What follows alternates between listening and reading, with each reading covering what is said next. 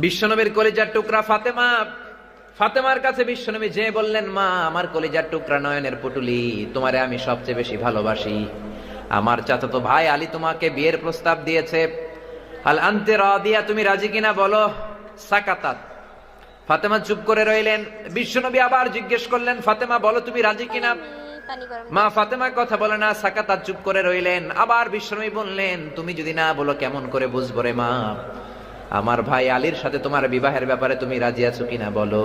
সাকাতাত সাকিতা, তিনি চুপ রইলেন। বিশ্বনবী বুঝলেন আর সুকুতু নিসফুর রিদা, চুপ থাকা সম্মতির অর্ধেক। তার মানে ফাতেমা রাজি। বিশ্বনবী বিয়ের অ্যারেঞ্জ করলেন। এরকম মেয়ে এখন খুঁজে পাওয়া মুশকিল। বাপে জিজ্ঞেস করবে, মেয়ে কিছু বলবে না, বরং মেয়ে একটা নিয়ে আসবে, এসে বলবে, বাবা ও দারুণ না, বলে না।